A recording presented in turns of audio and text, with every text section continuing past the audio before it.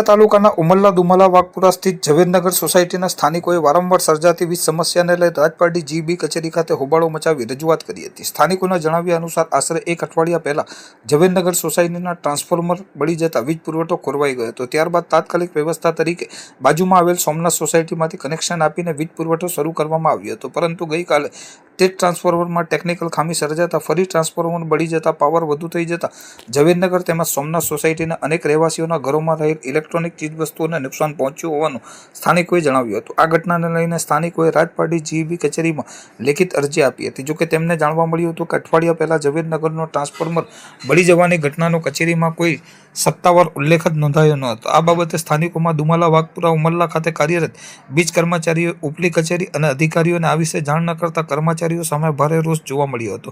સ્થાનિકોએ માંગ કરી છે કે જીબીના કર્મચારીઓ ઉપર કાર્યવાહી કરવા તેમજ જવાબદાર અધિકારીઓ આ ગંભીર સમસ્યાનો કાયમી ઉકેલ લાવે અને ભવિષ્યમાં આવી ઘટનાઓ ફરી ન બને તે માટે યોગ્ય કાર્યવાહી કરવા માંગ કરવામાં આવી હતી।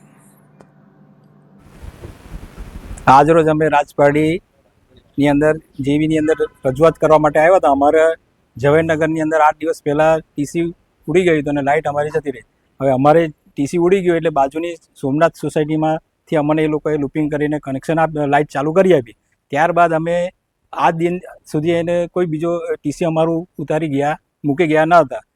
આજે અમે પાછા અમારી લાઇટ આજે ગઈકાલની પાછી જતી રહી છે, એટલે ટીસી સોમનાથનું પણ ઉડી ગયું। એટલે અમે રજૂઆત કરવા માટે રાજપારડી ડિવિઝનમાં આવ્યા ત્યારે અમને ખબર પડી કે અમારી જે ઝવેરનગરની ટીસી જે ભરી ગઈ હતી એની કમ્પ્લેન આ સ્થાનિક કર્મચારીઓ આજ દિન સુધી અહીંયા કરેલ નથી।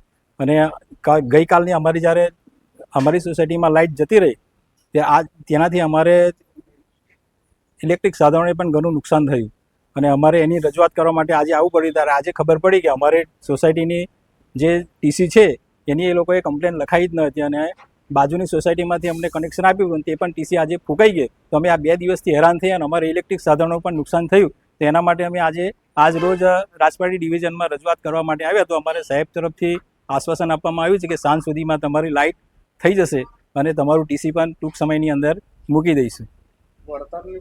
અને અમને અમારું જે કંઈક ઇલેક્ટ્રિક સાધનો જે કે એસી છે, ટીવી છે, બધું જે કંઈક નુકસાન થયું છે એની અમે વળતરની પણ માગણી કરી છે કે ભાઈ અમને અમારા જે કંઈક સોસાયટીની અંદર જે કંઈક ઇલેક્ટ્રિક સાધનોને નુકસાન થયું છે એનું પણ કંઈક અમને વળતર આપો, એવી અમે સાહેબને રજૂઆત કરી છે।